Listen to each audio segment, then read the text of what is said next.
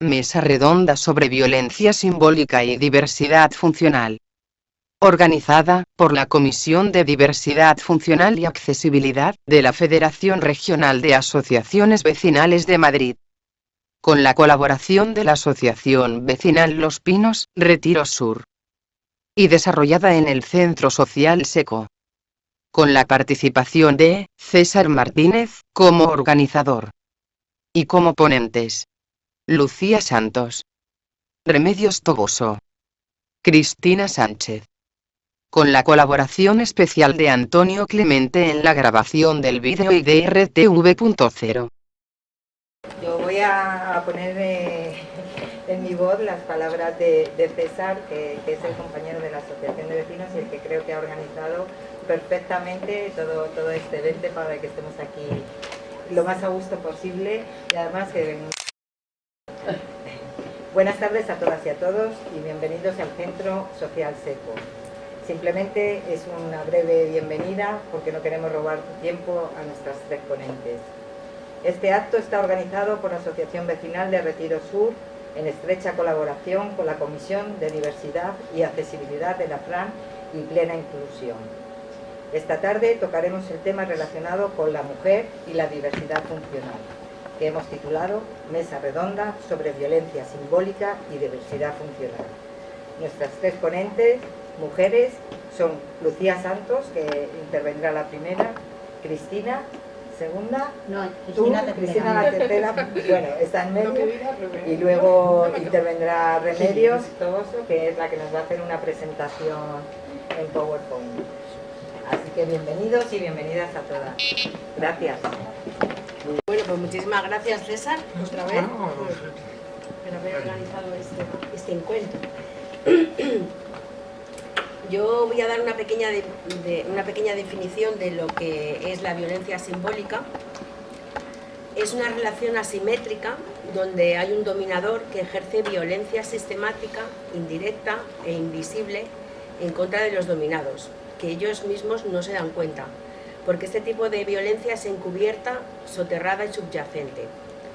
Son una especie de estrategias sociales construidas que incluso otras personas oprimidas también ejercen sobre las personas con diversidad funcional. Es una violencia que está naturalizada, basada en prejuicios, percepciones, ideas preconcebidas que crea un marco legitimador que se concreta en unas actitudes, digamos, un tanto como peyorativas, ¿no? También, por encuadrar un poco lo que es la violencia estructural, esta se produce cuando hay un daño en la satisfacción de las necesidades humanas básicas: la supervivencia, el bienestar, la identidad y la libertad. Y esto es todo un proceso de estratificación social. También me gustaría definir un poco lo que es el capacitismo, que es una forma de discriminación o prejuicio social contra las personas con diversidad funcional que precisamente necesitan de apoyos de tercera persona o apoyos técnicos y que son discriminados por este motivo. La visión capacitista es que hay una norma, un estándar al que adaptarse, y si no, eres excluido de esta sociedad. La diversidad funcional, por tanto, no se ve como una variante más de la diversidad humana, que es como debería de ser, sino como un fallo genético, como un fruto de un accidente o de una enfermedad, negando, por tanto, su realidad, como en el caso de las etnias o la orientación sexual se hacía hace unos años. La violencia estructural también puede ser ejercida por otros colectivos que anteriormente han sido violentados sobre las personas con diversidad funcional.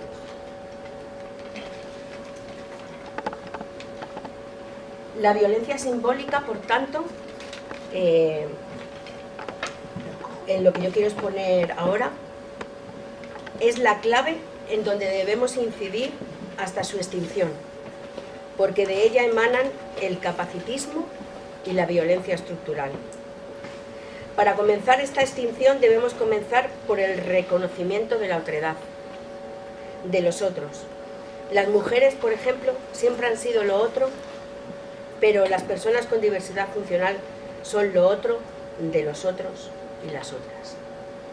Por este motivo, el movimiento de personas con diversidad funcional, el movimiento de vida independiente, se centra en los derechos humanos, en la independencia, en la emancipación, la autodeterminación y el empoderamiento de aquellos que necesitan apoyos de terceras personas. Aquí reclamo la figura laboral del asistente personal y que haya más ayudas para apoyos técnicos. Una estrategia para destruir la violencia simbólica es ser conscientes de que el lenguaje crea realidades y conceptos. Si el lenguaje es peyorativo, las realidades que crea son negativas. Por ese motivo, defendemos el término diversidad funcional, que no es una terminología negativa, que reconoce que se trata de personas que con apoyos pueden vivir su vida independiente. Esta visión dio lugar a una nueva filosofía, en la que hay variaciones, porque normalmente suele haber variaciones en un mismo individuo, en cuanto a que cada uno tiene diferentes capacidades con respecto a otro individuo, y estas, además, van variando a lo largo de la vida. Según Javier Romagnac, esta visión no implica enfermedad, deficiencia o retraso, con independencia del origen patológico, genético o traumático. Nosotros no estamos enfermos. En la sociedad hay diversidad funcional igual que hay diversidad cultural, sexual y generacional. No se niega que hay personas diferentes con respecto a la norma estadística aplicada según la edad y que realizan algunas funciones de manera diferente o con apoyos según la media de población. Esto no lo negamos.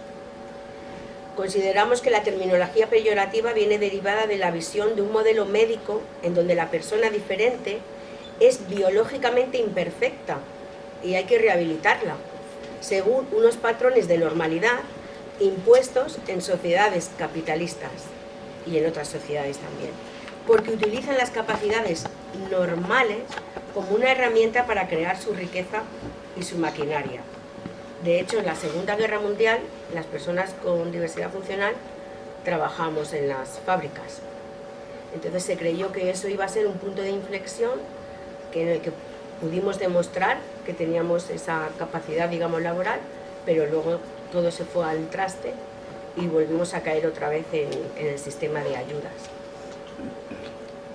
No podemos obviar que los avances médicos y tecnológicos han propiciado este nuevo escenario, pero también no podemos obviar que la construcción del entorno se hace siguiendo unos patrones de normalidad, basados en una estructura subjetiva y depende de las sociedades, los tiempos y los avances tecnológicos. Imaginaros ahora mismo que fuerais a una biblioteca y todos los libros estuvieran en braille, porque la mayoría de la población fuese, por ejemplo, ciega. ¿Vosotros seríais discapacitados? Imaginaos que los arquitectos, por ejemplo, estuvieran todos en silla de ruedas. ¿Creéis que habrían hecho las ciudades como están, con un montón de bordillos y escaleras? Pues yo creo que no. Es decir, se produce un proceso de discapacitación sobre algunas personas que emana de esa construcción de la sociedad que oprime al crear un entorno hostil. La estratificación social y la desigualdad también tiene parte en esta creación minusvalidista. La clase social y el poder económico, en tanto en cuanto las personas con diversidad funcional no son, digamos, explotables por el capital, no venden su fuerza de trabajo y por lo tanto no se tienen en cuenta. La desigualdad se determina por las distintas capacidades y merecimientos de los individuos y de sus esfuerzos, obviando determinantes importantes como la etnia, el sexo, la clase social o la capacidad. Es una óptica neoliberal en donde solo aquellos que poseen suficiente talento, actitud y capacidad, si se esfuerzan, podrán optar a lugares privilegiados de la pirámide social. Es por tanto una visión meritocrática que entiende que no existen las clases sociales, presupone que la existencia de la igualdad de oportunidades existe y que no existe ningún obstáculo de partida. Incluso la violencia estructural ha sido utilizada por otros oprimidos sobre las personas con diversidad funcional. Resumiendo, hay tres fuentes de desigualdad: la económica, la política, poder y autoridad. Por eso es muy importante que las personas con diversidad funcional participemos en política. Y también la otra variante es el prestigio. Normalmente las personas con diversidad funcional no tenemos prestigio.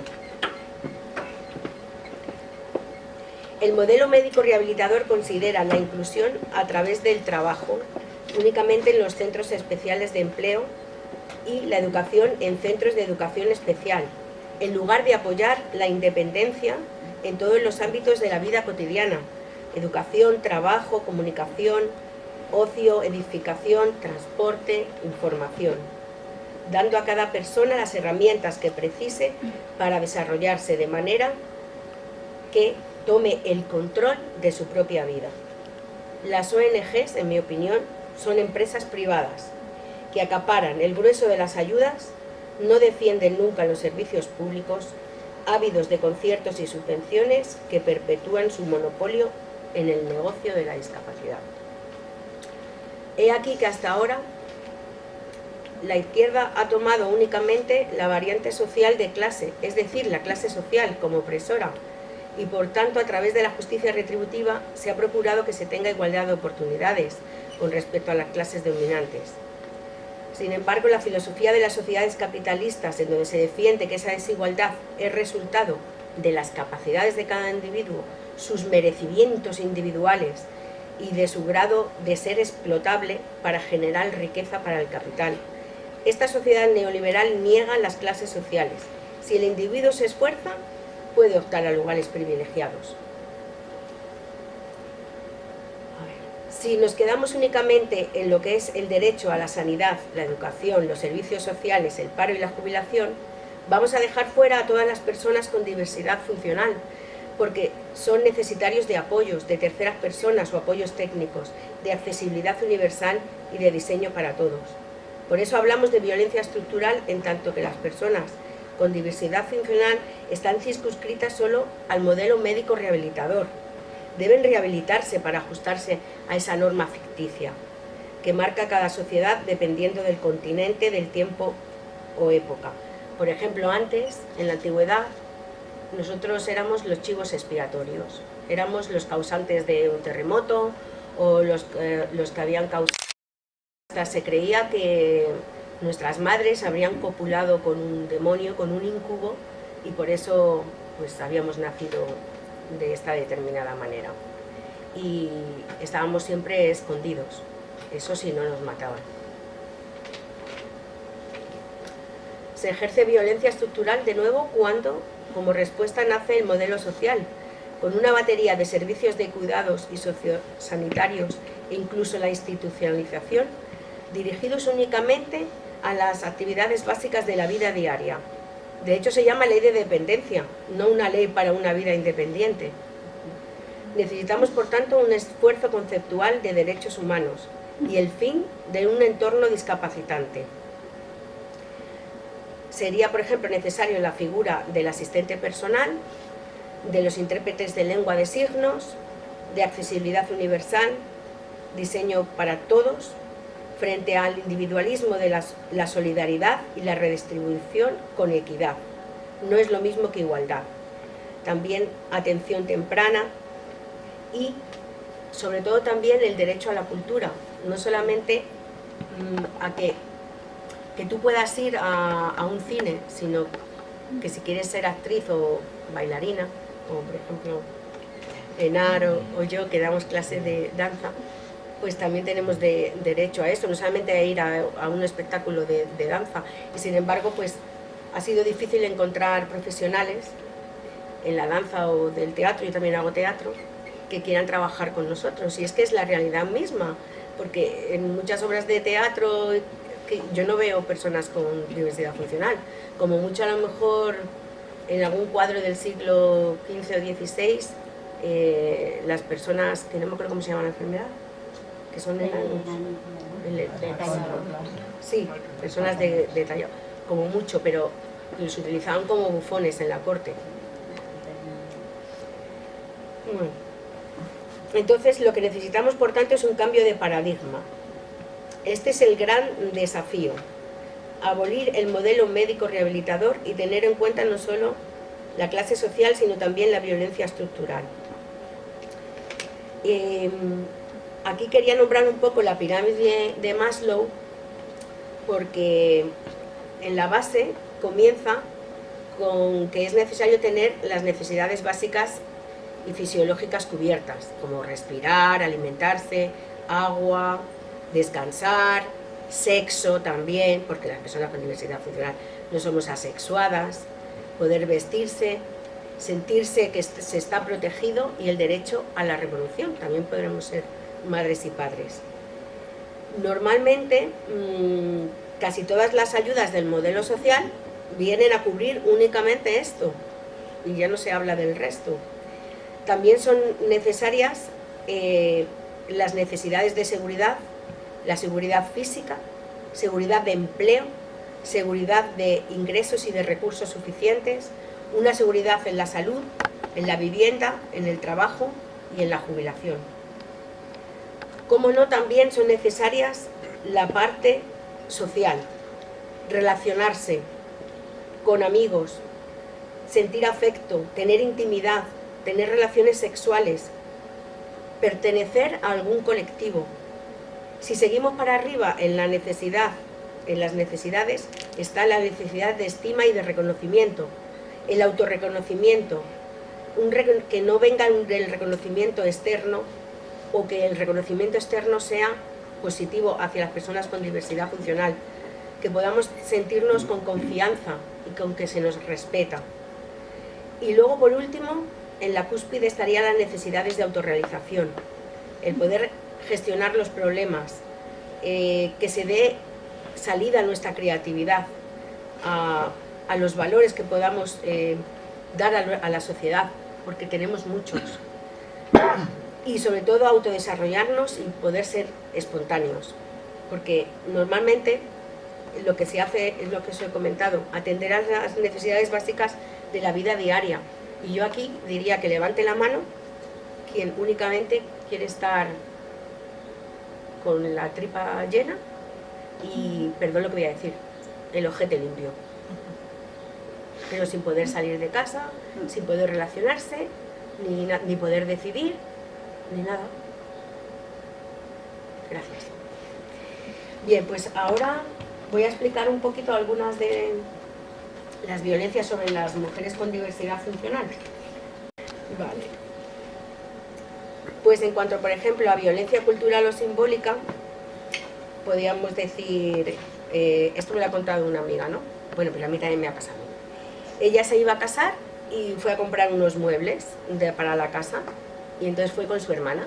Entonces la dependienta solo se dirigía a la hermana y ella decía: perdona, me voy a casar yo, los muebles los voy a comprar yo y yo soy quien tengo que decidir. Ah, vale, vale. Pero la mujer seguía mirando a la otra persona. Ella era como que no existía. Pues eso es una especie, eso es capacitismo. Luego, por ejemplo, muchas veces nuestra opinión no es válida porque se nos ve como si fuéramos niños pequeños. Entonces no nos tienen en cuenta. Tenemos como una especie como de estigma, y como no tenemos para esta sociedad en la que estamos ningún tipo de poder social, por eso creo que es importante que nos empoderemos. Por ejemplo, en la reivindicación también de, como he comentado antes, de los festivales, por ejemplo, de artistas. Pues tú creas un festival inclusivo y la gente dice: ah, es para ellos. No, es para todos y todas, ¿no? Por ejemplo, a nadie se le ocurriría poner festival de negros y festival de blancos, ¿no? Yo creo que eso ya está un poquito superado. Pues porque tiene que haber festivales de este tipo, que diferencien. Pues incluso llamándolos inclusivos, se tiene la idea que es para las personas con diversidad funcional. Vale. Otro tipo de violencia también que recae más sobre las mujeres es, por ejemplo, como las mujeres siempre han tenido que realizar las tareas domésticas y los hombres están muy reacios subirse en este barco, o algunos, o la mayoría, o bueno, ya si queréis en el debate lo vemos, ¿no? Pues claro, pues las mujeres, en este caso, si tenemos algún tipo de diversidad funcional, como no vamos a poder realizarlas, pues como que tenemos, somos menos elegibles, ¿no? En ese sentido. Luego también, sabéis que esta sociedad pues requiere de mujeres esbeltas, que estén súper buenas, y entonces claro, pues como que nosotras no cumplimos como esa norma, ¿no? Luego, por otro lado, la violencia estructural yo la basaría, por ejemplo, en la falta de accesibilidad y de diseño universal, en una falta también de igualdad de oportunidades, que siempre, por ejemplo, estemos trabajando en entornos como los centros especiales de empleo. ¿Por qué? Porque en un principio estos fueron creados ¿para qué? Pues para que tuviéramos una práctica, ¿no?, en un trabajo que estamos desarrollando, pero luego el fin último es que entremos en el mercado laboral ordinario. Pero es que esto nunca ocurre. Por mucha destreza que tengas y seas una súper trabajadora, que lo somos, ¿no?, nunca pasamos al mercado laboral ordinario. Luego también hay violencia estructural cuando no hay suficientes apoyos en los colegios para alumnos con necesidades educativas especiales, y además normalmente también están segregados en colegios especiales, y luego están el resto. Cuando poniendo ahí toda esa batería de ayudas, pues esa persona podría estar yendo al colegio de al lado de su casa, que así es como creas una red de amigos, una red social, porque empiezas a ver a compañeros que viven en el piso de enfrente, en el de al lado, y vas creando, pues eso, tu red de apoyo, como cualquier otro niño y otra niña. Luego también yo lo que veo es que hay también violencia ginecológica, en el sentido de que muchas veces cuando vas a hacerte las revisiones no encuentras camillas hidráulicas, y pues o te subes a pulso, o tienes que llamar a Superman que venga por la ventana y te suba en la camilla, o yo no sé qué pasa. Pero en lugar de, por ejemplo, la propia matrona de decir, pues voy a reivindicar esto, o el propio médico te dice, bueno, si tú, como ella supone que no tienes relaciones sexuales y además no puedes tener ningún tipo de otro tipo de enfermedad, de ningún tipo, porque somos ángeles y demás, y pues entonces, ¿para qué vienes? Porque a mí me lo han dicho, ¿para qué vienes?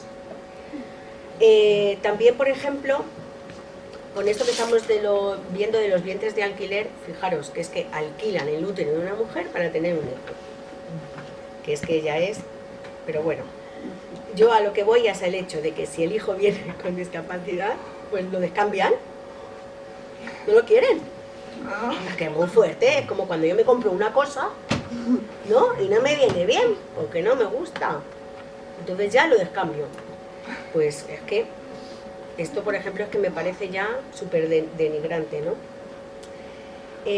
Luego también hemos estado sufriendo esterilizaciones para que no nos quedáramos embarazadas. O muchas veces, si decías que querías ser madre, pues se echaba todo el mundo la mano ahí a la cabeza. Pues oye, pues a lo mejor podían poner también una serie de apoyos, ¿no? Para que... Lo que pasa es que, claro, normalmente dicen, es que ser madre es un deseo. Bueno, pues sí, ¿no? Pero si yo tengo ese deseo, pues no sé. Pero tengo un derecho, si quiero. Bien. Pues yo creo que lo dejaría como por aquí ya. Ah, bueno, también quería hablar un poco del aborto eugenésico. Y es que cuando el feto tiene algún tipo de diversidad funcional, pues... ¡Ah, y ya! Sí, no pasa nada. Está reglado que tú puedas abortar. Y a lo mejor pues tendría una vida como la he podido tener yo, y ya está, no pasaría nada. Pues ahí está. Gracias.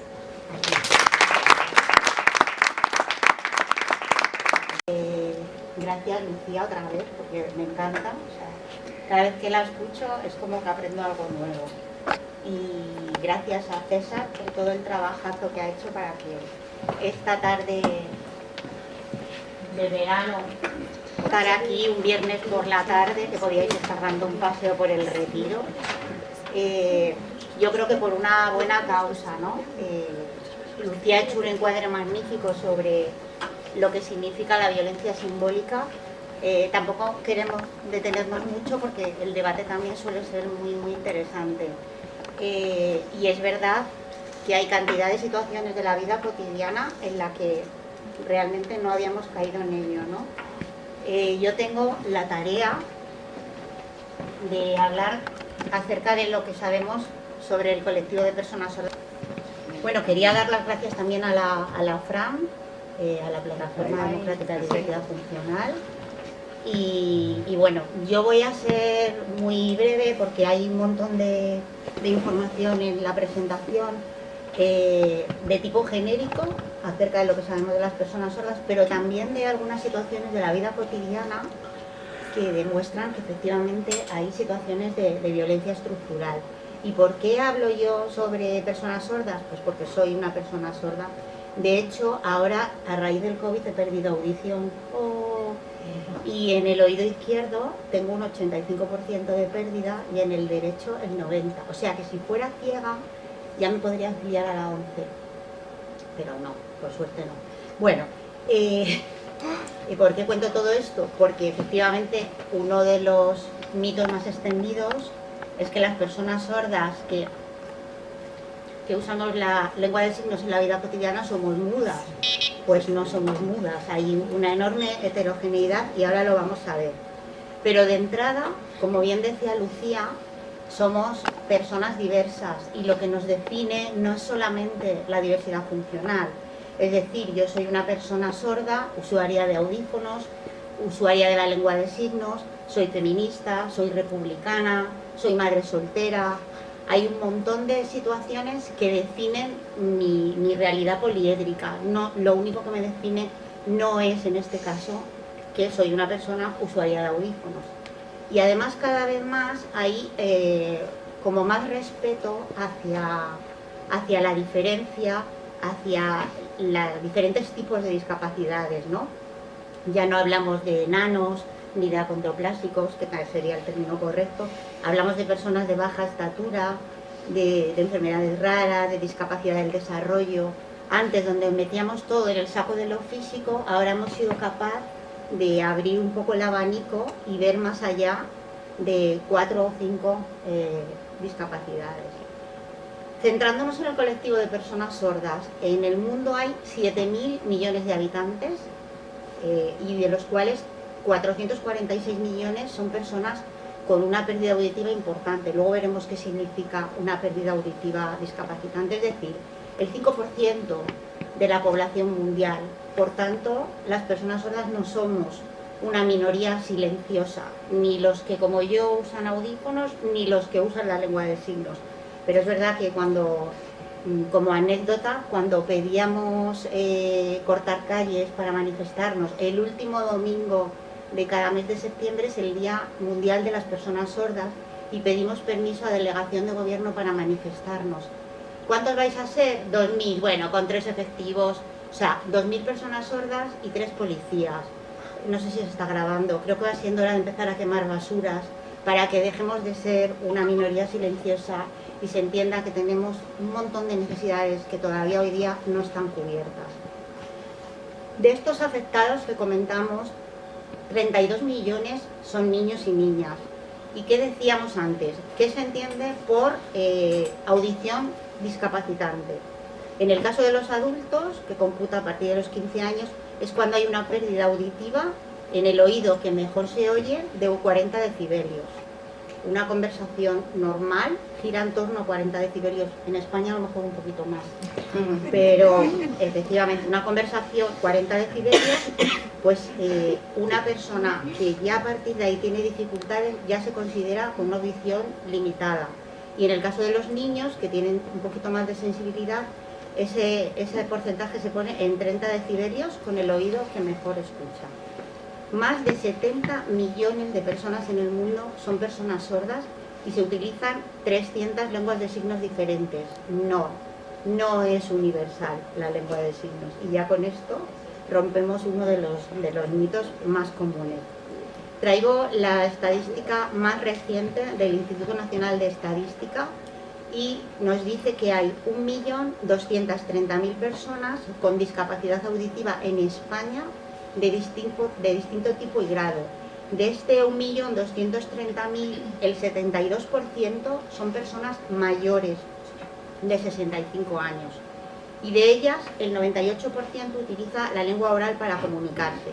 Ahora por fin tenemos este dato que no lo teníamos. Hablábamos de 100.000 personas usuarias de lengua de signos en España, pero en estas 100.000 personas incluimos no solo estas 27.300 computadas personas sordas, sino también lo que denominamos comunidad sorda, es decir, todos los familiares, amigos, intérpretes y personas que han aprendido la lengua de signos para poder estar. Por eso bailaba esta cifra de 100.000 usuarios de lengua de signos, pero realmente es un 2,2% de personas sordas que emplean la lengua de signos en su vida cotidiana. Si tuviéramos que hacer una distinción una clasificación respecto a la sordera, esta es una bastante clara. Según el momento de adquisición, sería una sordera prelocutiva o poslocutiva, en función de si ya has adquirido el lenguaje. Según la localización de la lesión, puede ser de conducción o transmisión, de percepción o neurosensorial y mixta. Para que os hagáis una idea, mi hipoacusia es una hipoacusia bilateral perceptiva neurosensorial. Por lo tanto, no es operable, no es tratable porque es además genética, en mi caso. Y según el grado, hablamos de pérdidas leves, medias, severas o profundas. Puede haber personas como yo que tengan una pérdida auditiva severa o profunda, que en la convivencia y en la interacción tú no lo percibas, pero cuando yo me baño, cuando yo me ducho, cuando yo duermo, pues soy una persona sorda profunda. Y en la interacción es cuando uno descubre estas cosas. Ah, es verdad que no era muda, pero sí que realmente... Y me gustaría dar unas pinceladas sobre las lenguas de signos en el mundo, porque hay datos cuanto menos curiosos. ¿Sabíais que el primer reconocimiento legal de una lengua de señas nacional fue hecho por Irán, nada menos que en 1928? Y hasta 1981 Suecia no aprobó su propia lengua de signos. Fijaos qué salto en el tiempo. Y ya después vienen muchos países latinoamericanos y entre ellos también España. La ley que regula y reconoce las lenguas de signos española, porque reconoce la lengua de signos española y la lengua de signos catalana. Y diréis, ¿y esto por qué? Porque sin duda alguna la política también determina este tipo de normativa, ¿no? Y en aquel momento la política lingüística de Cataluña era muy potente, y es verdad que las personas sordas en Cataluña utilizan unos signos que no se usan en el resto de España, pero también es verdad que, por ejemplo, en territorios cerca del mar, las personas sordas tendrán infinidad de signos sobre peces, mar, etcétera, que no usamos los del interior, y eso no les da la categoría de uso de una lengua diferente. Pero bueno, yo me estoy metiendo en un jardín. En fin, esta ley regula no solamente las lenguas de signos, sino también los apoyos a la comunicación oral de las personas sordas con discapacidad auditiva y sordociegas. Como decíamos antes, la comunidad sorda está formada por personas sordas, sus familiares, los intérpretes, y por eso hablamos de 100.000 usuarios de lengua de signos, para los que un 20 o un 30% es su segunda lengua. Por tanto, en estos medios de apoyo que marca la ley, lo que dice es que tenemos derecho a utilizarla a aquellas personas que libremente lo queramos hacer. Y también reconoce una serie de medios de apoyo que potencian la comunicación oral. Por ejemplo, la labiolectura, las prótesis auditivas, el subtitulado o cualquier otro avance tecnológico. No me voy a detener mucho en el desglose de la ley, pero básicamente lo que viene a decir es que en cualquiera de los ámbitos, educación, formación, salud, cultura, deporte, transporte, administración pública, participación política, que se busque siempre esa doble vía para que tanto en lengua de signos como en subtitulado siempre esté de una manera accesible para todo tipo de personas sordas. El servicio de intérpretes de lengua de signos quería traerlo también aquí, porque aunque es un servicio gratuito, es un servicio muy precarizado. De hecho, la semana que viene hay huelga de los intérpretes de lengua de signos en la Comunidad de Madrid por la situación tan precaria en la que viven. La mayoría son mujeres, una vez más, esto también es violencia estructural, y además han oscilado tanto en entidades del movimiento asociativo que han ganado la licitación y se han hecho cargo de estos servicios, como entidades privadas. Y en cualquiera de los casos, como no es la administración la que asume este servicio, pues siempre el mediador es el que se lleva la mayor tajada y no siempre se presta un servicio cuando lo necesita una persona sorda. Siempre se va a priorizar consultas médicas, entrevistas de trabajo, pero sabemos que no siempre hay intérprete para todas las personas que los necesitan, gestiones bancarias, trámites policiales o trámites judiciales. Vamos, no puedo decir quién es, pero yo conozco una persona sorda que ha ocupado un cargo de bastante responsabilidad, tuvo que ir a un juicio y el juez echó al intérprete y le dijo que le leyera los labios. Esto es España, año 2000.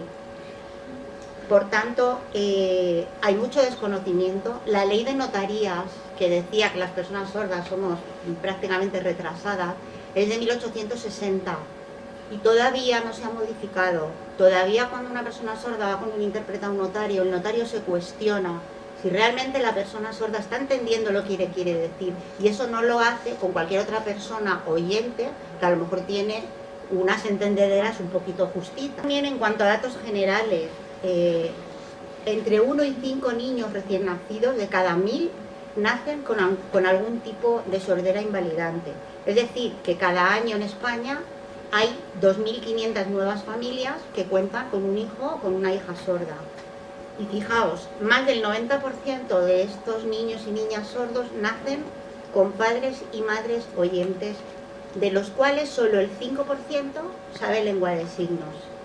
O sea, es como si tú naces en China y tú, no, perdón, como si tú eres chino, te vienes a España y tú solo sabes chino, pero tus padres no han aprendido chino ni les interesa, no léeme los labios, eso es lo mejor.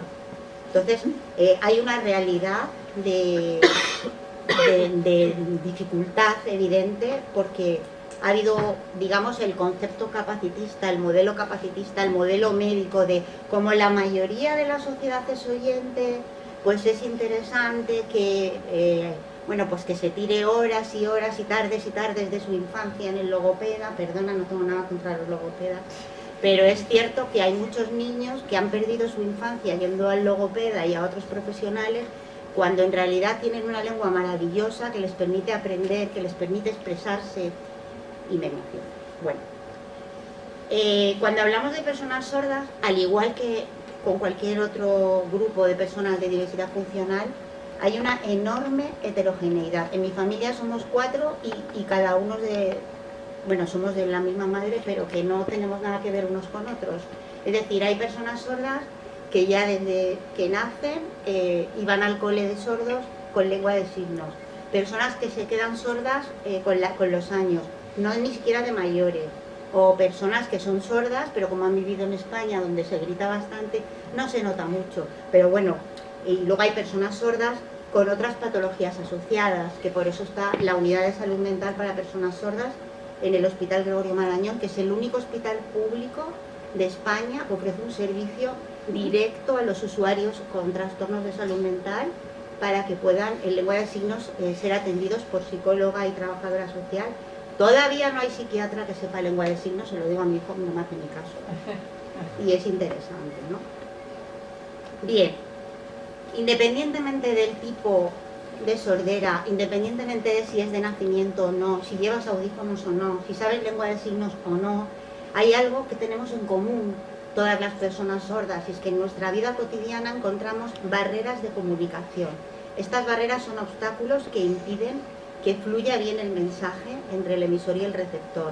Y lo que os decía, independientemente de que uno tenga una prótesis y esté bien adaptada a esa prótesis, hay contextos en los que, bueno, mi amiga se reía porque se lo decía, cuando voy a nadar parezco un pitufo sordo ciego, porque entre que me quito los audífonos, me pongo los tapones, me pongo el gorro, pues tengo que ir a clases donde todo sea muy visual, porque pierdo mucha información. Ahora creo que hay audífonos para debajo del agua, que ya me parece el no va más.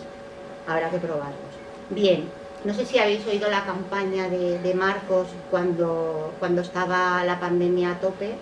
Él consiguió que se fabricaran unas mascarillas transparentes, totalmente homologadas, pero quizá por falta de difusión, por falta de información, no se extendieron y era realmente complicado. Sigue siendo complicado en contexto médico para una persona sorda que no va con intérprete, que el profesional médico se baje la mascarilla y te transmita la información. Entonces hay que usar mecanismos paralelos, pues usar una aplicación que se llama Transcriptor, que te transcribe la voz a texto, no siempre es fidedigna, pero bueno. Lo esencial es que toda la información que se ofrece de manera auditiva, por ejemplo en los aeropuertos, se pueda hacer de forma visual. Por suerte, en el ámbito sanitario cada vez vemos más lo de las citas numéricas, por lo tanto uno ve su número y entra, ¿no? Porque decía mi médico que por protección de datos ya no puede salir a llamar a las personas por su nombre, y dice, pues nada, saldré y diré el de las almorranas, que pase. Bueno, una de las cuestiones que puede suponer una forma de violencia de alguna manera es cuando el intérprete ocupa una parte ínfima de la pantalla que es prácticamente ilegible. Esto pasa en el debate del Estado de la Nación. El espacio que ocupa el intérprete es una sexta parte de la pantalla. Para que realmente sea eficaz y tenga sentido, tiene que ocupar al menos la mitad de la pantalla. Y si ya es el propio presentador el que te signa, ya es la hostia. Fijaos, si no hay subtitulado en directo y si no hay intérprete en directo, ¿qué puede pasar? Pues lo que pasó cuando las Torres Gemelas, que muchas personas sordas pensaron que era publicidad de la jungla de cristal. Esto no es un chiste, esto es real. Y claro, la mejor manera de evitar esto es que siempre haya subtitulado y de buena calidad, o en su defecto, y intérprete. Vamos resumiendo algunas cosas que hemos comentado. Claro que el lenguaje conforma el pensamiento, por supuesto que sí. Antes éramos tullidos, anormales, subnormales, deficientes, minusválidos. Entonces, de alguna manera, el ir modificando todo esto hace que nuestra cabeza también vaya viendo diferentes perspectivas de la misma persona. A nadie se le ocurre hoy día decir maricón o tortillera, y esto hace 15, 20 años era una realidad. Hablamos del colectivo LGTBIQ+, pues por las mismas circunstancias las personas con diversidad funcional no queremos poner el acento en nosotros, en lo que nos pasa. Nos hemos planteado, por ejemplo, en Gallaudet, que es una universidad que hay en Washington, está todo preparado para personas sordas. Desde la persona que te abre la puerta, todos los que trabajan allí, los estudiantes, todo el mundo signa en esa ciudad. Es una ciudad que existe, que es real, que está en Washington. Entonces allí cuando va una persona oyente, la persona oyente es la que está como fuera del lugar. Entonces, ¿no será que lo que tenemos son sociedades que no ponen y no dotan de los recursos que necesitamos?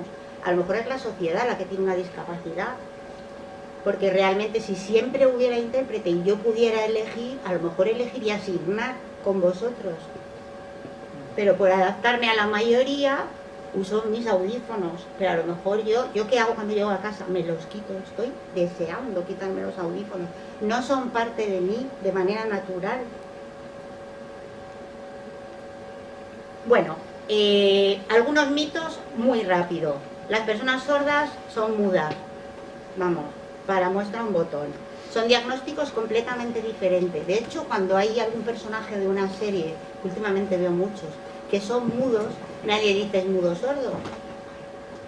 Pero todo el mundo cuando ve que un personaje signa, ya automáticamente es sordomudo.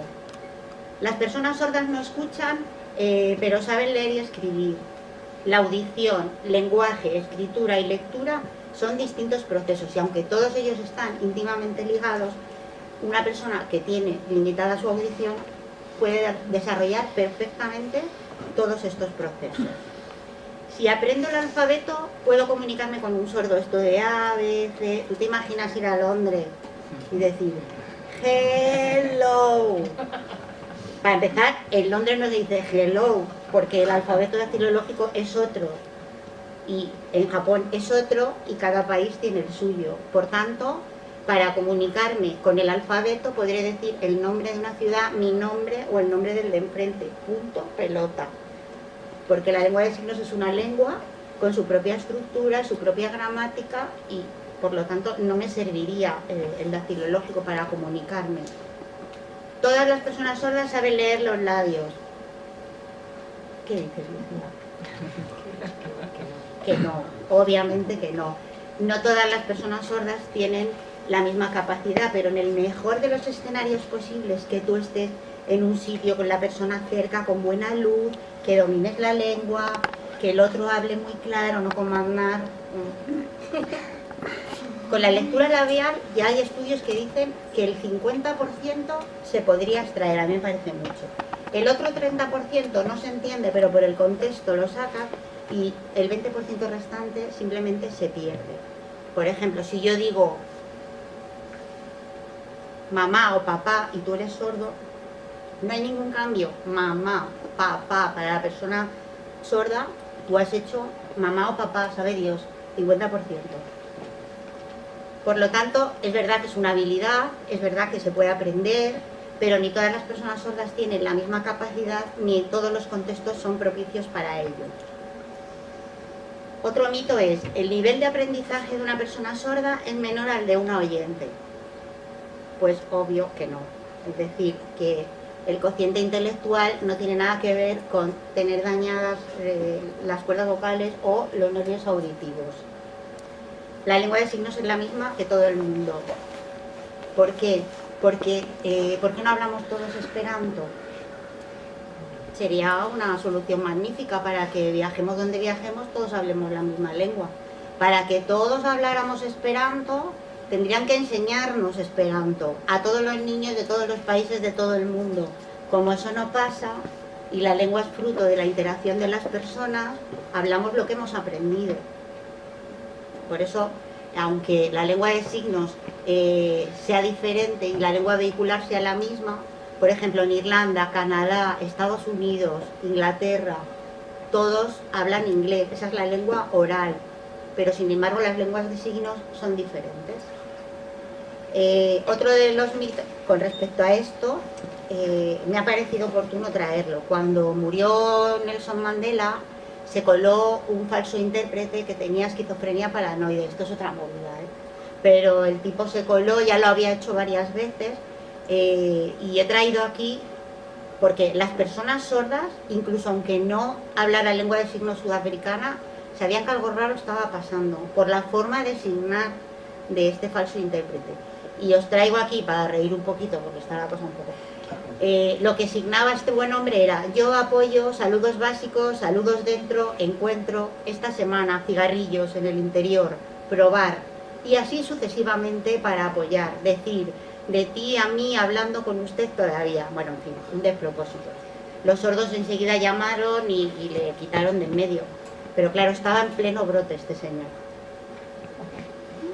En la lengua de signos lo más importante es el movimiento de las manos. No, el movimiento de las manos es una de las partes que configuran la lengua de signos. La otra es la expresión oral, el movimiento hacia dónde se dirige, la orientación de la palma de la mano, hacia dónde va el movimiento. Bueno, todo esto son varios aspectos de la lengua de signos. ¿Y todas las personas sordas usan la lengua de signos? Pues no, si no la han aprendido no, si en su casa se propicia o en el cole se propicia, pues probablemente sí. Y muy importante también es lengua de signos, no lenguaje, porque la lengua es la capacidad que tenemos y el código que utilizamos los hablantes para comunicarnos entre nosotros. Pero sin embargo el lenguaje es esa capacidad de poder comunicarnos. Algunos animales, como los chimpancés, también pueden aprender a comunicarse, y otros animales, las ballenas, todos los animales se comunican, y ese es el lenguaje. Pero la lengua es ese código común que utilizamos. Lengua de signos o lengua de señas. En la mayoría de Latinoamérica se usa lengua de señas. Nosotros en España, por costumbre, decimos lengua de signos, pero en cualquiera de los casos no habría problema. Y ahora me interesa traer un término nuevo, que no es nuevo, que se usa desde los años 70. Habéis oído hablar del edadismo, que es toda esta discriminación a las personas de edad. Habéis oído hablar del racismo, habéis oído hablar del sexismo. Bueno, pues hay un señor en los años 70 que creó este neologismo, Tom Humphrey, que habla del audismo. El audismo es un poco lo que comentaba Lucía a grandes rasgos sobre la violencia estructural que se ejerce sobre las personas con diversidad funcional, pero en este caso hacia las personas sordas. Y hay algunos casos concretos que, bueno, pues ejemplos de personas sordas que se han sentido discriminadas, ¿no? En el ámbito de la empresa, por ejemplo, que en las reuniones de la empresa nunca haya intérprete, que sea muy difícil ascender en el organigrama de la empresa, que cuando hay dos trabajadores oyentes hablando nunca se tiene en cuenta, pero cuando hay dos trabajadores sordos el jefe les llama la atención, ¿no? En un ámbito como el instituto, que tú quieras ir a una conferencia y en la conferencia te digan que va a haber intérprete y luego no haya, cuando tú no puedes seguir eso de la misma manera. Y una anécdota que me parece muy reveladora de cómo se nos mira a las personas sordas, esto es un hecho real. Una persona sorda va en un avión y justo le dan la puerta de emergencia, pero le dicen que se cambie porque al ser sordo, la puerta de emergencia, y resulta que luego traen a una persona mayor con muletas.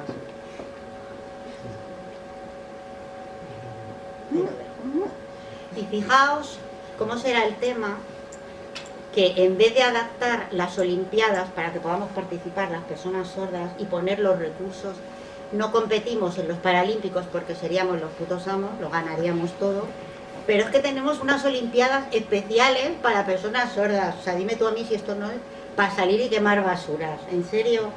O sea, en vez de adaptar y poner sistemas luminosos en las carreras, alguien que te haga así para que salgas corriendo, no lo sé, no he nacido para esto, pero realmente que tengamos unas Olimpiadas y compitamos entre nosotros desde 1924, a mí me parece cuanto menos sorprendente, y en todas las disciplinas que os podéis imaginar. Y pues eso. Y fijaos, dice, ¿se pueden utilizar audífonos en las sordo-olimpiadas? Pues para que estemos en igualdad de condiciones, no. Es que me encanta, o sea, es brutal. Bueno, aquí varios ejemplos de un intérprete que ocupa la mitad de la pantalla, por lo tanto accesible, visible. Otro que es prácticamente, o sea, no sé, una cosa ahí que no se sabe muy bien. No se visualiza bien. Y luego ya cada vez más hay ejemplos, y ahora viene la parte chula. Todo el mundo conoce a Rosalén y a su intérprete, y iba a poner algunos vídeos, pero no sé si voy a poder, porque todo el mundo ha visto alguna vez a María Rosalén con su intérprete, pero me recomiendo ver esta intérprete, de verdad, vale la pena ver este vídeo. Ponéis Red Hot Chili Pepper ASL, que es American Sign Language, y es impresionante, o sea, codo con codo en un concierto con millones de personas. Y luego esta chica es hija de padres sordos, es CODA, la definición es Children Organization Deaf Adults, son los hijos oyentes de padres sordos, y ahí está interpretando una canción de Eminem. Siento mucho que no podéis verlo porque de verdad que es una pena. Luego esta chica se llama Raisa, es una intérprete malagueña que interpreta Un beso de esos de Cenet. Bueno, ya ahí dejo las pequeñas. Y esto es poesía para la gente que dice que con lengua de signos no se puede expresar. Pues el Instituto Cervantes tiene en la Universidad de Alicante un departamento específico de poemas en lengua de signos que de verdad desde Neruda, Machado, y también te ponen los bellos como escarpias. Bueno, consigna general. Toda indicación auditiva ha de ser luminosa o visual. Esa es una consigna general. En cuanto al tema de violencia hacia las mujeres sordas, no sé si habéis podido ver alguna vez este vídeo. Se hizo viral en Canadá. Es una mujer que durante la pandemia llama a otra y le dice que le dé una receta. Entonces hace este gesto de poner la palma, cerrar el dedo y cerrar la mano. Esto es que está sufriendo violencia en su domicilio o con su pareja. Y tampoco puedo poneros el vídeo, las tecnologías. Y luego, Hijos de un Dios Menor, que todo el mundo lo ha visto al menos una vez. Os recomiendo Sound of Metal en Amazon Prime. Es una historia de un baterista de heavy metal que pierde la audición y le dieron el premio al mejor sonido porque es súper subjetivo y lo hacen de maravilla. Y el actor tiene una mirada con una potencia, pasa por todas las etapas. Pierdo el oído, me quiero poner un implante, entro en la comunidad sorda y no se encuentra, pero no se encuentra en ninguno de estos ámbitos porque en realidad él ya es otra persona. Y es muy dura, pero yo creo que es una película que ayuda mucho a entender desde la persona con implante coclear cuál es su realidad. Bueno, este signo es universal, significa I love you, que lo ha usado un montón de mandatarios, y este sí es, cuidado que cerrado el dedo es el símbolo del heavy, que no tiene nada que ver, ¿vale? Esto cualquier persona sorda en cualquier parte del mundo lo entiende, pero solo esto, ¿eh? Veis aquí Francisco, el Dalai Lama, bueno, y me encanta esta última parte, que es que tenemos una superheroína sorda que en el cómic original era un hombre, pero Marvel quiso que la nueva franquicia de Marvel tuviera una superheroína sorda que se llama Makari. También había un vídeo y bueno, lo que queremos las personas sordas no es ser superheroínas, sino tener cada vez más gente sensible como vosotros y como vosotras. Gracias por vuestra atención y habéis sido un público fantástico. Bueno, voy a empezar presentándome, voy a contar un poco quién soy, qué es lo que hago, porque eso va a tener luego bastante relevancia, porque yo he venido aquí a contaros un poco la historia de mi vida. Lucía ha hablado de las discriminaciones, ha hablado del capacitismo, Reme ha hablado de las personas sordas.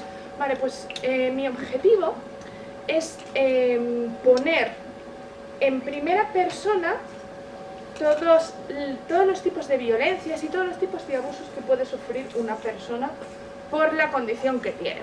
Yo me llamo Cristina Paredero. Yo actualmente trabajo para Fundación 11, dando charlas, dando ponencias sobre discapacidad.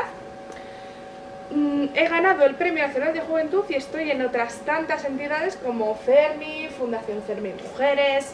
Soy experta en igualdad de género, en sexualidad y bueno, muchas más cosas. Tampoco me voy a enrollar. Vale, a ver.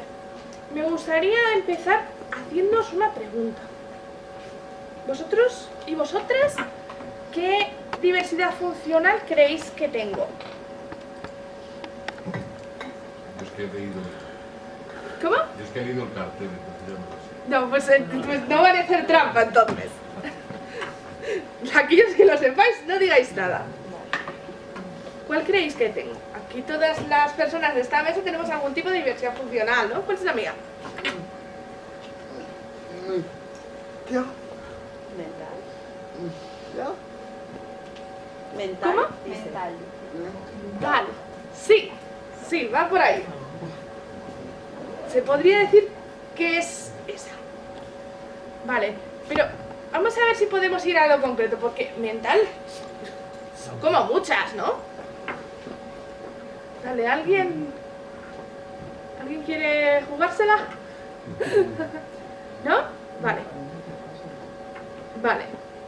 Al final, una discapacidad mental, una discapacidad del desarrollo, hay tantísimos tipos que podría ser cualquiera, ¿no? Vale, bien. Pues en realidad la pregunta es una pregunta trampa. Y os voy a decir por qué. Porque yo tengo varias concurrencias o comorbilidades. En primer lugar, soy autista. En segundo lugar, soy una persona con TDAH. Y en tercer lugar, soy altas capacidades. Y ahora la pregunta. ¿Se me nota? ¿Por qué no se me nota? ¿Por qué creéis que no se me nota? No hay ningún signo distintivo. Ah, Digamos, Enar o Lucía van en silla de ruedas, uno lo ve, van en silla de ruedas. Ella es sorda, no le veo el audífono, y claro, tampoco no es algo visual para el resto de la gente. Vale. ¿Qué se dice de las personas autistas? Vamos a hablar de estereotipos. No tienen contacto tampoco, ¿no? Que no tienen contacto, ¿no? Que no ven a los ojos. Sí, muy bien. Está fenomenal. Pero sin embargo yo soy autista, yo tengo contacto, yo miro a los ojos. Yo de hecho me dedico a ser speaker. Es mi profesión. ¿Eso qué es? Vale, pues eso es una persona que básicamente da todo tipo de formaciones, sensibilizaciones, ponencias. Básicamente su trabajo se dedica a hablar en público. ¿Conocéis alguna persona autista que haga eso? ¿No? Bien, sí, es normal que no lo conozcáis porque al final vivimos como rodeados de prejuicios, ¿no? Vivimos rodeados de todo tipo de abusos, que eso era un poco lo que Lucía quería transmitirnos. Pues, hecha esta introducción, vamos a hablar un poco de cuál ha sido mi trayectoria vital, cómo he llegado a estar en todos los sitios en donde estoy actualmente, y vamos a poner voz pues a todos esos tipos de abusos que has nombrado. Bien, como habéis señalado, a mí no se me ve a simple vista que soy autista, ¿vale? Fundamentalmente también no se me nota por una razón, porque las características estereotipadas que habéis dicho es como el prototipo del autismo, ¿vale? Pero ¿qué pasa cuando básicamente tú tienes un diagnóstico tardío? A mí me diagnosticaron de autismo con 18 años, pero durante 18 años estuve sin diagnóstico, porque esto no es algo que se me ve a simple vista. ¿Qué es lo que haces durante toda tu vida? Vale, pues yo os respondo: sobrevivir. ¿Vale? Si no tienes el diagnóstico que te corresponde, eso significa que muchas veces no vas a saber lo que te pasa. Vas a sentirte muy culpable. Si no te sabes relacionar con las personas y las personas no intentan entenderte, piensas que es culpa tuya, y eso pues se genera unos traumas en ti. Entonces, ¿qué haces como consecuencia? Porque si hablamos un poco de lo que había dicho Lucía, de cuáles son nuestros orígenes, o nos escondemos o nos matan, ¿no? Vale. Pues ¿qué es lo que pasa con las personas que tienen una discapacidad mental? Se las tacha de locas, ¿no? ¿Qué se hace con los locos? Se les encierra, ¿no? Vale, pues yo estuve durante toda mi infancia y toda mi adolescencia con ese miedo. Entonces, ¿qué hice? Si yo tenía muy interiorizado, porque al final las personas que forman el entorno son las que me dicen que yo estoy loca y me lo acabo creyendo. Si yo tengo muy interiorizado eso, pero tengo miedo a acabar en una institución como si fuera Aníbal Lecter, pues lo que hago es enmascarar. Enmascaro los síntomas, y eso hace que cada vez reciba un diagnóstico más tardío. Bueno, pues os voy a poner una cosa sobre la mesa. Eso es una realidad que sufren el 99% de las mujeres autistas. Todas las mujeres autistas se enmascaran. ¿Por qué? Para sobrevivir. Bien, vamos a empezar un poco por el principio. Vamos a hablar de una cosa que se llama violencia intrafamiliar. Se supone que las familias son las personas que te tienen que querer, que te tienen que proteger. ¿Qué es lo que pasa? ¿Qué es lo que genera en ti cuando las únicas personas que están en tu vida y que te tienen que dar todas esas cosas, básicamente te insultan, te encierran, ejercen todo tipo de violencia física contra ti? Uno de los hechos más traumáticos que yo recuerdo cuando vivía con mi familia era que mis padres amenazaban con destruir las cosas que eran más preciadas para mí, que en esos momentos era mi colección de bolas de nieve, era lo que me daba seguridad, si me portaba mal. Muchas veces me llevaban al baño arrastrándome del pelo y me lo cortaban, me dejaban trasquilones en él. ¿Qué puedes esperar cuando tienes esa situación así? ¿Creéis que mi vida en el colegio fue buena, viviendo una situación así? ¿No? Pues acertáis. Cuando tienes una discapacidad invisible y no lo sabes, hay cosas que sí que se te notan a simple vista. La gente te ve rara, la gente te ve diferente. Entonces, ¿qué pasa cuando hay una persona rara, una persona que se comporta diferente, que no es como la norma? ¿Qué es lo que hace la gente? Eso es. Vale, ¿y cómo excluimos a esa persona? La matamos. Al final a los muertos se les escucha. Pero si básicamente la tratas como si fuera una loca, ¿quién escucha a los locos? Durante toda mi etapa escolar sufrí todos los tipos de bullying que existen. Desde verbal, físico, sexual. También sufrí ciberbullying, todos los que conozcáis, que se os vengan a la cabeza, son aquellos que yo sufrí durante toda mi infancia. Me cambié a lo largo de mi etapa escolar 10 veces de colegio. Porque lo que había aprendido era que si se metían conmigo era culpa mía, tenía que cambiar, tenía que volver a enmascarar y tenía que reinventarme. Yo, cuando estaba en mi casa sola, lo que hacía para aprender a ser normal era ponerme películas de instituto, mientras tomaba notas con un cuaderno. Vale. Bien, me cambio muchas veces de colegio, intento hacer todo eso, intento pedirle clases a mi hermana para que me ayude a cómo debía de vestirme, para que ni siquiera en la apariencia se me notara. Por supuesto no funcionaba. Al final la farsa duraba un año como mucho, nuevamente volví a sufrir todos los tipos de acoso que había y nuevamente me tenía que cambiar de colegio. Bien, llegamos a una época complicada a nivel emocional y a nivel sexual, que es la adolescencia. Vale. Mi familia siempre me había considerado inferior, siempre me había hecho ver claramente que yo iba a ser alguien dependiente de los demás, alguien que no iba a poder valerse por sí misma. Yo recuerdo que básicamente mis hermanas son más pequeñas que yo. Bueno, pues mis padres no me dejaban tener llave de la casa porque decían que podía incendiarla. Entonces, más de una vez me quedaba esperando 2-3 horas sentada fuera en el portal de mi casa, esperando que alguno de mi familia llegara para que yo pudiera entrar en casa. Claro, no tenía llave.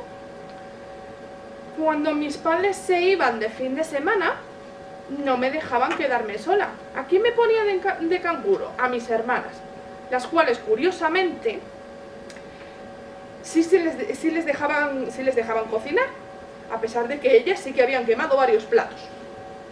Pero a mí no. Vale. Mi madre, como sabía que era rara, me obligó a hacer dieta desde los 10 años. Yo recuerdo que estando con las que por ese entonces creía que eran mis amigas, porque no se metían demasiado conmigo, entonces al final, pues si nadie te enseña qué es una buena relación social, pues tú acabas viendo de, ¡ay, esta chica me ha hablado! Recuerdo estar con esas amigas en mi casa y tener que esperar a que mi madre se fuera, porque entonces ahí sí me dejaba comer un poquito más, porque claro, había gente delante. Esperar a que mi madre se fuera a trabajar para poder echarme un puñado más de cereales en la merienda. Cuando llegas a la adolescencia, si toda tu vida te han dicho que no eres atractiva, que a las personas no les gustan las mujeres gordas, que eso da mucho asco, de básicamente tener que alimentarte durante un mes entero a base de filete de pollo. Que te lo metieran en el tupper de la comida cuando estabas comiendo con tus amigas en el instituto, en el comedor. Encontrarte ahí un filete de hace 3 días. Pues llega la adolescencia y ¿qué es lo que buscas? Pues buscas esa necesidad de gustar a alguien, esa necesidad de ser querida, porque si tu familia no te quiere, si básicamente no tienes amigos, porque toda la gente de tu alrededor se mete contigo, básicamente ¿eso qué genera en ti? Pues genera en ti un sentimiento de vacío, un sentimiento de miedo al abandono, un sentimiento muy grande. Bien, yo cuando tuve mi desarrollo corporal en la adolescencia, digamos que hubo algo en mi cuerpo que falló. Los pechos se me desarrollaron mal, ¿vale? Uno no me crecía, otro tenía una forma extraña, ¿vale? Digamos que tenía como una asimetría y una deformidad mamaria importante. Bien. Eso, y haberme obligado a hacer dieta desde los 10 años, ¿qué me llevó en mi adolescencia? A ser bulímica durante 3 años seguidos. O sea, yo intentaba vomitar en el baño y oía a mi madre decirme, pero qué patética eres. Porque al final, ¿qué es lo que pretendes? ¿Qué es lo que quieres en la vida? Pues simplemente que alguien te quiera por lo que eres, o ya no directamente por lo que eres, sino que alguien te quiera a secas, simplemente por existir. La pirámide de Maslow al final juega una importante, o sea, es una pirámide muy importante en nuestras vidas, sobre todo cuando han sufrido tantos tipos de abusos. El bullying se volvió más grande a medida que iba siendo adolescente. Ya los niños no se contentaban con hacerme pues las típicas chiquilladas, ya iba más. Uno de los hechos más traumáticos que yo recuerdo, en realidad no lo recuerdo, pero recuerdo, lo último que recuerdo es que como unos 10 compañeros míos estaban alrededor de mí en círculo, y lo siguiente que recuerdo es estar medio desnudo. No recuerdo nada más. Mi madre me decía que los chicos no me iban a querer por la simetría mamaria que tenía. Mi madre me decía que yo no podía tener relaciones sexuales porque si alguien veía la deformidad que yo tenía iba a salir espantado. Durante toda mi vida mi madre se encargó de destrozarme la autoestima, mi padre también, claro, destrozarme la autoestima y de negar por completo mi sexualidad. Entonces yo, ¿qué era lo que hacía? Yo me escondía a la hora de saber qué era la sexualidad. A la hora de aprender sobre sexualidad tenía que irme a la biblioteca. Me pasaba en la biblioteca todas las tardes aprendiendo sobre eso en manuales desfasados contados por personas que muchas veces no entienden sobre el tema y que no son inclusivos con las diferentes interseccionalidades de una persona. Todo esto, ¿por qué lo cuento? Porque uno de los hechos más traumáticos que viví fue a los 18 años, cuando ya por fin, después de haber estado con múltiples psicólogos, porque yo llevaba yendo a psicólogos diferentes durante toda mi vida, porque mis padres decían, esta chica no es normal, vamos a ver qué les pasa para ver si la encerramos o no la encerramos. Después de estar toda mi vida en psicólogos y de recibir múltiples diagnósticos que me llegaron a diagnosticar hasta esquizofrenia y un trastorno psicótico, llegué a la que es ahora mismo mi asociación, que es la Asociación Asperger de Madrid. Me dijeron ahí el diagnóstico que tenía. Yo al principio no me lo creí porque, bueno, si has recibido como 10 diagnósticos diferentes, no tienes ninguna fe en la psicología, no tienes ninguna fe en la psiquiatría, no tienes fe en nada. O sea, había llegado ahí gracias a un psicólogo de la Seguridad Social, porque había tenido varios intentos de suicidio. Llegué ahí, me explicaron un poco cuál había sido la trayectoria vital de toda mi vida, por qué me había pasado lo que me había pasado, y entonces ahí me sentí reflejada. Por primera vez me estaba empoderando. Yo en esos momentos tenía 18 años y de cara a la ley yo era mayor de edad. Simplemente tenía un pequeño diagnóstico. Esto lo digo porque esto luego va a ser importante. Bueno, bien, yo con 18 años, en la asociación en la que estaba, encontré una pareja. ¿Y qué se hace con las parejas? Se tienen relaciones sexuales, ¿no? Eso suele ser lo más normal, ¿no? Claro, mis padres intentaron por todos los medios que dejara a esta persona. Pero no lo consiguieron, y en el momento en el que se dieron cuenta de que había tenido relaciones sexuales, me amenazaron con echarme de casa si no dejaba esta relación. Pero cuando empiezas a aceptarte por lo que eres, empiezas a ver que durante toda tu vida te han estado mintiendo, que no es que estés enferma, sino que tienes una diferente forma de procesar la vida, de procesar la información.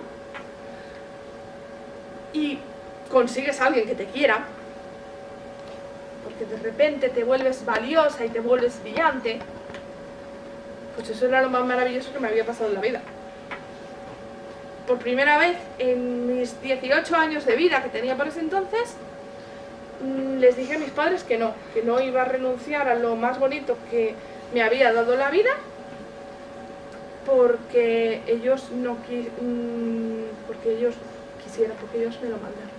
Claro, esto les chocó mucho a mis padres. No se esperaban esa respuesta, y no insistieron más. Se quedaron como en estado de shock. Pero una semana más tarde me dijeron una cosa que me cambiaría la vida. Me dijeron que ahora que tenía pareja, tenía que ser responsable y que lo que ellos creían que era lo mejor para mí era que me hiciera una ligadura de trompas. Me daban como muchos motivos por los que esto era algo que era muy bueno para mí. Me dijeron que las menstruaciones se me iban a regular, que esto me iba a proteger de quistes, porque durante mi adolescencia había tenido un quiste en un ovario. Me dolió bastante porque soy hipersensible al dolor. Entonces me dijeron eso, me lo ponían como que todo eran muchas ventajas.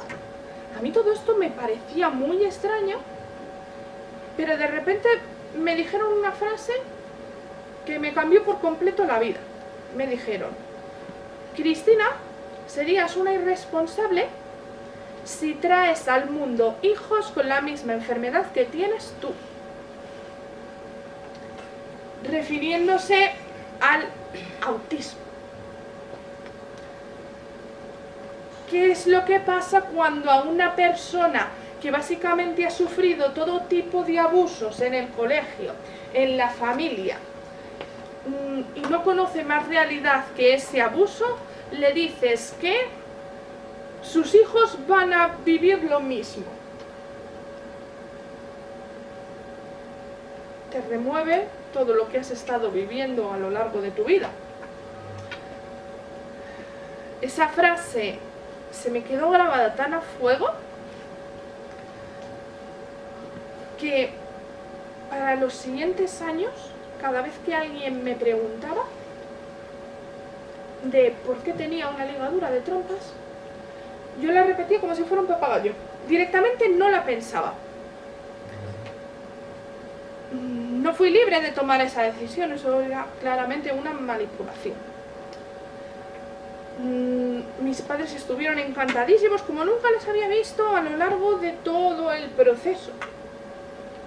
Cada vez que alguien me preguntaba, alguien de mi asociación, de ¿por qué vas a hacer eso, Cristina?, mis padres siempre decían: no te preocupes, deja que yo hablo, yo se lo cuento para que así lo entienda, porque a ti no te van a entender. A la hora de ir al médico, el médico directamente ni me miraba. El médico hablaba directamente con mis padres. A mí no me explicaba absolutamente nada. Esto fue en un hospital privado, y el día de la operación recuerdo que me dieron una pastilla antes de meterme al quirófano, una pastilla que era para que me relajara. Eso fue lo que me dijeron. Esa pastilla prácticamente me dejó ciega porque no podía ver nada, tenía como una bruma en los ojos. Me llevan al quirófano, paseándome por los pasillos completamente desnuda, y me dejan como en una sala en medio de los quirófanos que hay. Había gente a mi alrededor que estaban hablando, se habían juntado como 5 médicos o más. Yo les preguntaba que qué me van a hacer, ¿podéis explicarme algo? Y la gente ni me miraba, ni me contestaba. Lo siguiente que recuerdo es haber despertado de la operación y sentir mucho dolor. ¿Cómo me di cuenta de que había sufrido una esterilización forzosa? Pues no fue un camino fácil. Yo tenía una necesidad muy grande de ser reconocida, porque si básicamente durante toda tu vida te dicen que no vales nada, puedes hacer dos cosas: o sucumbir y aceptar tu destino, o intentar aspirar a algo más. Y yo elegí la segunda. Eso hizo que el resto de mi vida tuviera múltiples problemas. Al final rompí con esta pareja y encontré otra pareja. Esto ya fue cuando ya me había ido de mi casa, pero básicamente con esta pareja tuve que pedir una baja laboral, y cuando pedí la baja laboral, teniendo contacto con los sindicatos me dijeron: sí, entiendo por lo que estás pasando, porque más mujeres han dicho que les ha pasado lo mismo. Los altos directivos que les siguen por los pasillos, que la miran a través de las cámaras para ver qué es lo que están haciendo, y qué casualidad, siempre mujeres, ¿eh? Y que esto era algo que en el Carrefour donde yo trabajaba pasaba.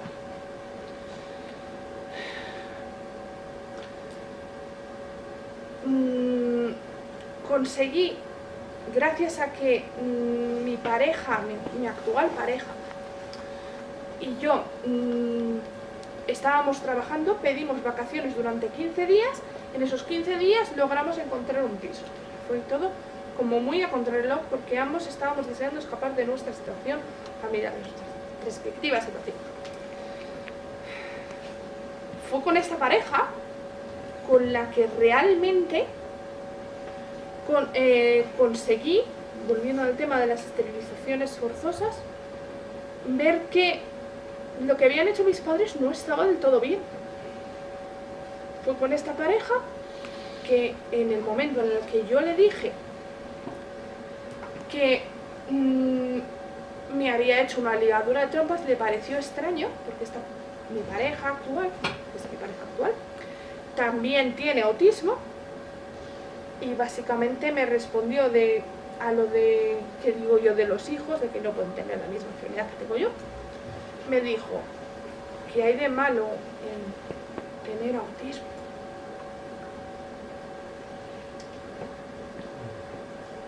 Claro, él en su infinita inocencia no lo veía como algo malo. Él había tenido una vida mucho más fácil que yo. No lo veía como algo malo. A él le habían diagnosticado a los 13 años. Con esta pareja al final conseguí irme del piso. La baja que me tuve que coger por depresión y ansiedad fue una baja bastante dura. Aproveché esa baja para intentar conseguir otro trabajo, porque actualmente tengo problemas legales con el trabajo que se supone que desempeñaba, porque, bueno, como bien imagino que sabréis, decir que una empresa ha acosado a una mujer con discapacidad, de hacer una acusación tan fuerte que le ha provocado una baja, es algo complicado, ¿no? Es algo complicado enfrentarse a eso. Al final conseguí otro trabajo, conseguí estar el tiempo suficiente en paro para que el paro se alargara y poder mantenerme con unos mínimos ingresos, y eso lo que me permitió es hacer el activismo que sigo haciendo hoy en día. Entré, a raíz de la asociación en la que estaba, entré en Plena Inclusión Madrid. Desde Plena Inclusión Madrid entré también a formar parte en Plena Inclusión España, que es donde ahora estoy. Conseguí un puesto en la junta directiva, de hecho soy la primera autista en ser miembro de la junta directiva. Con el poco dinero que tenía conseguí pagarme unos pocos certificados, que son los certificados que tengo ahora, pero desde el momento en el que empecé a hacer activismo me di cuenta que ese era mi lugar, porque comprendí una cosa, comprendí que si no hacía activismo por todos los tipos de abusos que había sufrido durante toda mi vida, estaría perpetuando ese abuso. Habría gente como yo que estaría desinformada, habría gente que todavía seguiría recurriendo a estereotipos de cómo tienen que ser las personas autistas, de dónde tienen que estar las personas autistas, qué derechos tienen, porque al final, y me di cuenta de todo eso estando ya en Plena Inclusión. A raíz de estar en Plena Inclusión, de estudiar igualdad de género y de entrar en un grupo de mujeres dentro de Plena Inclusión, yo por ese entonces tampoco sabía que existían una práctica aberrante que eran las esterilizaciones forzosas. Recuerdo que mencionaron eso en una reunión, mencionaron esa práctica, yo nunca había oído hablar de ello, porque era específico de las mujeres con discapacidad. Entonces me contaron en qué consistían, me contaron la realidad que sufrían muchas mujeres, y yo en medio de la reunión dije, pero es que a mí me ha pasado eso. Imaginaros la cara que se le quedó a las integrantes de esa reunión. Uno de los temas por los que estaba luchando muy fuertemente Fundación CERMI Mujeres, que sigue siendo uno de sus objetivos, es erradicar por completo la esterilización forzosa. Fue así como conocí CERMI Mujeres, porque por extraño que os parezca, soy de las pocas personas que han sido esterilizadas a la fuerza, que soy consciente de lo que me han hecho ahora, que puedo alzar la voz y que puedo decir al resto del mundo lo que ha pasado y la experiencia que yo he tenido, porque otras muchas no saben que han sido esterilizadas, o si lo saben, no pueden hablar, porque no se les ponen los medios para hablar, porque puede ser que sean personas con muchas necesidades de apoyo, porque puede ser que es muchas veces lo que pasa, que están incapacitadas judicialmente, entonces están incapacitadas por las personas que cometieron ese abuso, entonces ¿cómo van a hablar? Fue gracias a todo eso que mi experiencia, en base de comunicarla en los diferentes medios, en periódicos, en radio, en televisión, llegó a oídos de los políticos. Estuve durante años junto con Fundación CERMI Mujeres en varias comisiones en donde nos reunimos con diversos diputados y diversos senadores para hacer una proposición de ley que erradicara las esterilizaciones forzosas en mujeres y niñas con discapacidad.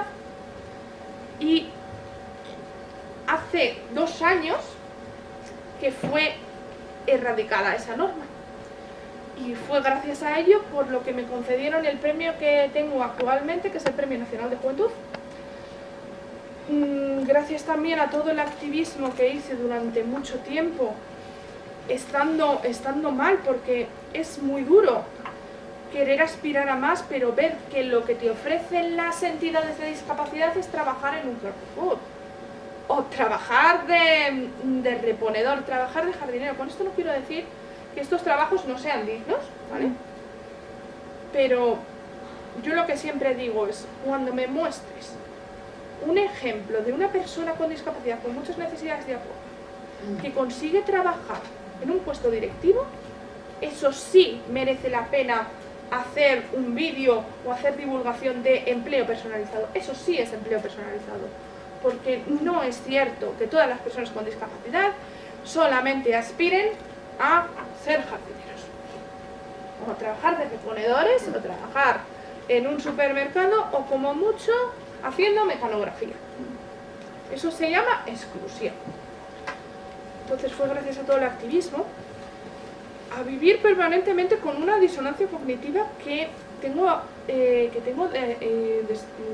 desde hace mucho tiempo, porque es muy duro levantarse por la mañana, ver que te escuchan políticos, hacerte la foto con Pedro Sánchez, que me la he hecho, y por la tarde, cuando llegas a tu casa, vives en un piso de alquiler, te han desahuciado 2 veces y el día 10 no tienes con qué comer. Es muy duro combinar ambos mundos. Bueno, pues fue gracias al premio a hacerme conocida dentro de las entidades del tercer sector por las que ahora me dedico a ser emprendedora. Soy consultora, soy formadora, trabajo por mi cuenta, trabajo para varias organizaciones y estoy contratada por Fundación 11 porque soy técnico formador del programa de universidad, voy por todas las universidades de España, hablando a personas con una discapacidad intelectual y de desarrollo de lo que es el empoderamiento, el liderazgo y la participación en primera persona. Este es el final de mi vida. Muchas gracias.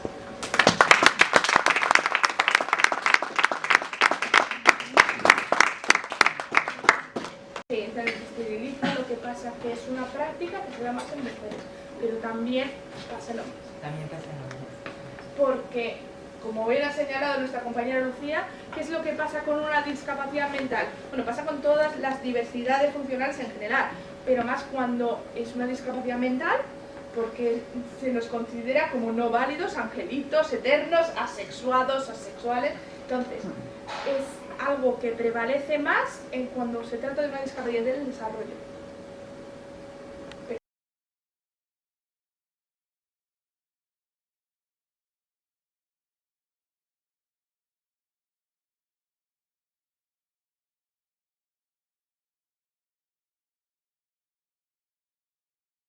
Suscríbete pinchando o cliqueando en el enlace suscribirse, y recibirás todas nuestras noticias. Nuestro canal de YouTube. Buscar en YouTube, RTV.0. Nuestro Twitter, @RTV.0. Nuestro correo electrónico, rtv.0@gmail.com. Nuestro Facebook. Buscar en Facebook, RTV.0.